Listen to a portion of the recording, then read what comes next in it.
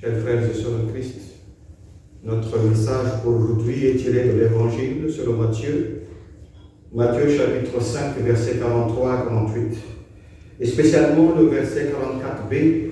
Je vais le lire au nom de notre Seigneur. Aimez vos ennemis, bénissez ceux qui vous maudissent, faites du bien à ceux qui vous haïssent, et priez pour ceux qui vous maltraitent et qui vous persécutent. Comment faire face à ces ennemis? Je pense que vous avez été déjà maltraité par quelqu'un. Et moi, je vous dis, il y aura toujours quelqu'un qui nous maltraitera. Ce sont ces personnes que Jésus désigne ici dans son sermon par ennemis. C'est vrai que quand quelqu'un nous fait subir quelque chose d'injuste, nous sommes très vite pris par un sentiment de colère ou de rejet. Nous désirons même que le coupable souffre à son tour. Cela peut être à cause de notre penchant naturel, à cause de notre ego, à notre moi, l'homme égocentrique. Mais c'est là justement que le Seigneur nous demande de réagir autrement en tant qu'enfant de Dieu. Alors, que faire quand quelqu'un nous maltraite?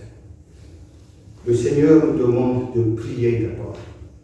Car prier, c'est se confier à Dieu, lui demander la force, de sorte que nous ne réagissions pas comme les méchants.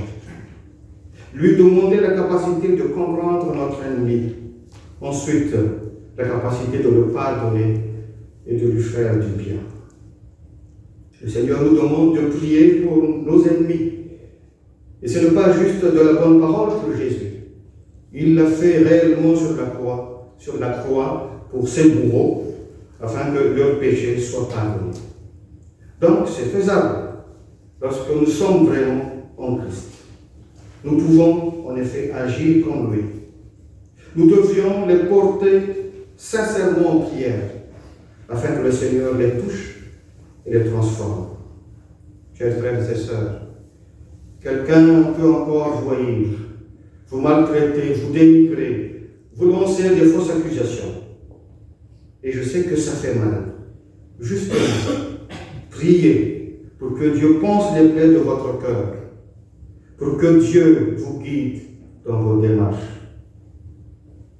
Je crois que l'histoire de l'aigle avec le corbeau nous aide aussi à saisir le message. Nous savons tous que l'aigle, c'est le roi des oiseaux. Et cela suscite forcément la jalousie. Et le corbeau, justement, peut-être par jalousie ou par méchanceté, aime déranger l'aigle. Il s'assoit sur son dos en plein vol. Il lui mord le cou à plusieurs reprises pour le provoquer, pour lui nuire. Cependant, l'aigle ne répond pas. L'aigle continue son chemin. Il ne combat pas le corbeau. Il ne perd pas son temps ni son énergie pour un combat sans valeur. L'aigle a seulement décidé de déployer ses ailes, car il sait bien qu'il est difficile pour le corbeau de respirer plus haut. Alors, l'aigle prend encore plus de hauteur. Plus haut, le corbeau manque d'oxygène et s'affaiblit de plus en plus. L'aigle continue encore de monter plus haut. Finalement, le corbeau s'étouffe et le corbeau redescend. Quelle est la leçon à tirer? Déployez seulement vos ailes et prenez de la hauteur quand un ennemi est sur votre dos. Quand quelqu'un vous fait du mal sur votre dos, ne vous rabaissez pas à son niveau. Continuez votre chemin. Il ne sera pas capable de vous suivre plus haut. Ne dépensez pas votre énergie dans une escalade de haine et de vengeance. Ça ne vaut pas la peine.